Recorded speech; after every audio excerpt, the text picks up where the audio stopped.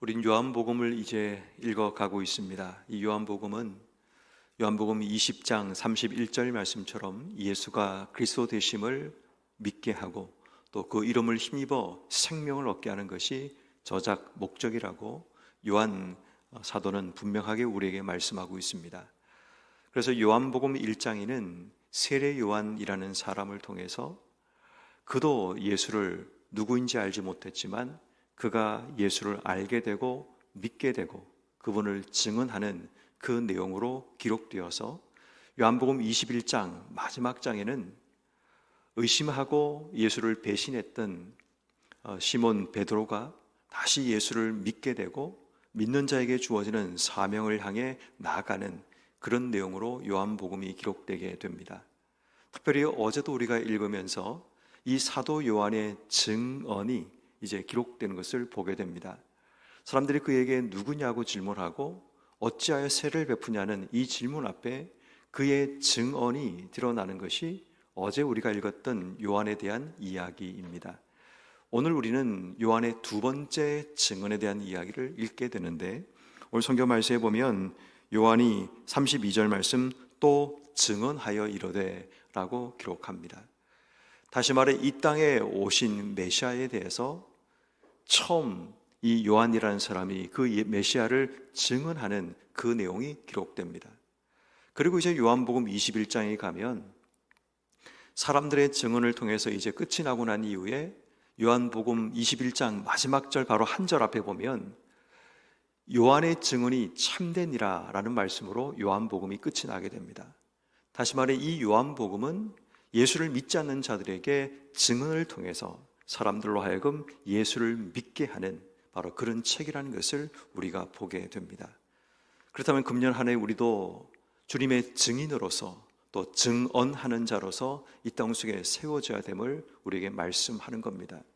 믿지 않는 자들에게 믿게 하는 증언이 필요하고 또 우리가 믿었다면 나를 통해서 쌍 가운데 증언하는 자로 세우시는 하나님의 부르심을 우리가 올 한 해 우리가 발견하여서 어떤 자리에 서 있든 무엇을 하든지 간에 우리를 통해 하나님을 증언하는 또 예수 그리스도를 증언하는 그런 삶을 살아가는 우리 모두가 되었으면 좋겠습니다. 특별히 오늘 성경 말씀에 보면 이 요한이 그가 이렇게 말을 하죠. 31절 말씀에 나도 그를 알지 못하였으나 라고 얘기합니다. 그도 알지 못하는 자였는데 그가 예수를 알게 되자 또 예수를 알지 못하더라도 자신을 부르신 부르심의 사명 때문에 그가 증언하기 시작합니다. 특별히 오늘 본문에는 이 요한의 증언이 어디에서 근거하고 있는가를 분명하게 보여주고 있는데 오늘 성경 말씀인 32절 말씀해 보십시오. 요한이 또 증언하여 이르되 내가 보매 성령이 비둘기같이 하늘로부터 내려와서 그의 위에 머물렀도다. 다시 말해 그가 보고 있는 것, 그가 본 것을 증언하고 있다는 것을 보게 됩니다. 33절 말씀에 또다시 말을 하죠. 나도 그를 알지 못하였으나 나를 보내어 물로 세례를 베풀라 하신 그이가 나에게 말씀하시되 그가 들은 것을 증언하고 있다는 것을 보게 됩니다. 그가 들은 것이 뭐냐 하면 성령이 누구든지 그 위에 머무는 것을 보거든 그가 곧 성령으로 세례를 베푸는 이인 줄 알라 하시기에 34절 내가 보고 그가 하나님의 아들이심을 증언하였노라 라고 얘기합니다. 요한의 증언이 예수가 하나님의 아들이라는 사실을 그가 증언하고 있다는 것을 보게 됩니다. 그가 보았고 그가 들은 것을 가지고 증언하는데 결국 31절 말씀처럼 나도 그를 알지 못하였으나 내가 와서 물로 세례를 베푸는 것은 그를 이스라엘에 나타내려 함이니라. 물로 세례를 베푸는 그의 삶을 통해 오실 메시아를 증언하고 있는 모습을 보게 됩니다. 결국 우리가 증언을 한다는 것은 내가 무엇을 보았고 무엇을 들었는가를 우리의 삶을 통해서 보여주고 드러내는 것, 이것이 증언이라는 것을 우리에게 말씀하고 있습니다. 그러므로 금년 한 해 우리가 하나님께 받은 것, 우리가 들은 것, 또 우리의 삶으로 나타내는 삶을 통해서 우리가 예수가 누구인가를 증언하고 드러내는 그러한 삶을 살아가는 우리 모두가 되어야 하는 겁니다. 자, 그런데 31절 말씀해 보니까 요한이 자기의 두 제자와 함께 서 있는데 예수님께서 지나가시는 것을 보게 됩니다. 그때 요한이 예수님을 증언합니다. 자신의 제자들에게 증언을 하는데 보라, 하나님의 어린 양이로다 라고 얘기합니다. 자, 그런데 이 하나님의 어린 양을 29절 말씀에 보면 요한이 제일 먼저 예수님을 알지 못했을 때에 그가 예수를 보고 주어진 분별력으로 그가 고백했던 말을 한 번 더 반복하는 겁니다. 그 말은 원문은 이런 겁니다. 보라, 쌍지를 지고 가는 하나님의 어린 양이로다 라는 말입니다. 여기서 세상죄를 지고 간다라는 이 진다는 이 말은 세번역 성경을 보면 제거하다 혹은 치워 없애버리다 라는 뜻을 가진 단어입니다. 다시 말해 예수님께서 이 땅 속에 오신 목적이 뭐냐면 세상죄를 치워버리기 위해서, 세상죄를 없이 하기 위해서, 세상죄를 제거하기 위해서 오신 하나님의 속죄제물로 오신 어린 양, 그분이시다라는 이야기를 하게 됩니다. 다시 말해 이 말은 제자들에게 예수가 그리스도라는 사실을 분명하게 알려주는 것을 이야기합니다. 내가 예수가 누군가를 깨닫고 안 자들은 반드시 이 땅 속에 증언자로 세워져야 됨을 이야기하는 겁니다. 요한이 자신이 예수가 누구인가를 알았습니다. 아는 것으로 그치지 않고 그가 보고 들은 것을 삶으로 증언하고 증거하는 그 삶을 살았을 뿐 아니라 자신의 제자들에게 예수가 지나갈 때 저분이 바로 하나님의 어린 양, 세상죄를 없이 하기 위한, 세상죄를 제거하기 위해 이 땅에 오신 하나님의 속죄 제물이라는 사실을 그에게 말을 하게 됩니다. 자, 그런데 여러분, 그의 증언으로 인해서 일어난 결과가 뭔가 보니까 오늘 성경 말씀 37절 말씀에 두 제자가 그의 말을 듣고 예수를 따르거늘 이라고 얘기합니다. 그의 증언을 통해서 자신을 따르고 있던 두 제자, 아마도 학자들은 안드레와 빌립이라고 추정을 합니다. 이 제자가 자신을 따르다가 예수를 따르는 그런 일이 벌어지게 되는 것을 보게 됩니다. 그리고 그들이 예수를 따라가는 삶을 살아가는데 예수님께 어디 계십니까? 라고 질문합니다. 그래서 예수님께서 와서 보라 라고 얘기하고 예수님께서 자기의 삶을 보여주시자 그들이 예수를 따르게 됩니다. 더 놀라운 것은 뭐냐면 예수님께서 그들에게 삶을 보여주시게 되자 예수를 따랐던 두 제자가 또 다른 누군가에게 증언함을 통해 그들을 예수를 따르게 만드는 그런 일이 벌어지게 됩니다. 우리가 누군가에게 전하는 증언이라는 것이 단순히 그냥 말로 끝나는 것이 아니라 한 사람의 인생의 방향을 바꾸는 일들이 일어나게 됩니다. 증언하는 자가 증언하게 되면 증언받는 누군가가 그 증언 때문에 자기의 인생의 삶의 방향을 바꾸고 예수를 따르게 되고 또 그 또한 누군가에게 증언하는 그런 입술이 되어서 안드레가 시몬 베드로에게 증언하게 되고 빌립이 나다나엘에게 증언함을 통해서 결국 그들의 증언이 예수를 믿게 하는 세상을 만들어내는 결과로 이어지게 되는 것, 어쩌면 요한복음이 우리에게 말하고자 하는 메시지가 아닌가라는 것을 생각하게 됩니다. 우리는 한 해를 시작하면서 다시 한번 우리는 증언자로 이 땅 속에 세워지기를 기도해야 됩니다. 물론 말 주변도 없고 때로는 내가 담대하지 못해서 누군가에게 이 복음을 증언할 만한 그런 능력도 없지만 우리의 증언은 단순해야 됩니다. 내가 보았던 것, 내가 경험했던 것, 내 삶으로 증거하는 우리의 증언이 필요함을 이야기합니다.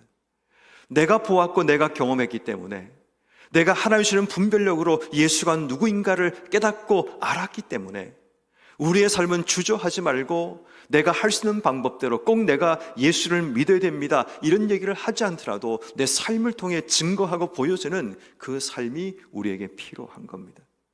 예수님께서도 나를 따르라고 말씀하지 않습니다. 와서 보라고 말씀하십니다. 예수님의 삶을 보여주시고 예수님의 하시는 사역들을 보여주게 되자 그들이 예수를 따르게 되고 자기뿐 아니라 자신의 형제에게, 자신의 사람들에게 예수를 증언하여 함께 따르게 하는 그런 일들이 일어났다면 금년 한 해 예수를 믿는 것으로 그치지 않고 우리의 삶이 예수를 증언하는 자가 되기 위해 기도하고 준비하는 우리 모두가 되어야 합니다. 그러면 여러분, 우리는 오늘 이 새벽에 중요한 세 가지 결단을 했으면 좋겠습니다. 그리고 그것을 놓고 하나님께 기도했으면 좋겠습니다. 첫 번째는 하나님, 내가 증언하는 자가 되게 해주시기를 기도해야 됩니다. 내게 보여주시고 내가 들었던 것을 삶으로 증언하는 바로 하나님의 사람이 되어 나를 통해 생명의 역사가 이어지는, 나를 통해 생명이 연결되는 하나님 역사가 일어나기를, 특별히 우리 주변에 이 증언이 필요한 자가 누구인가를 먼저 돌아봐야 됩니다.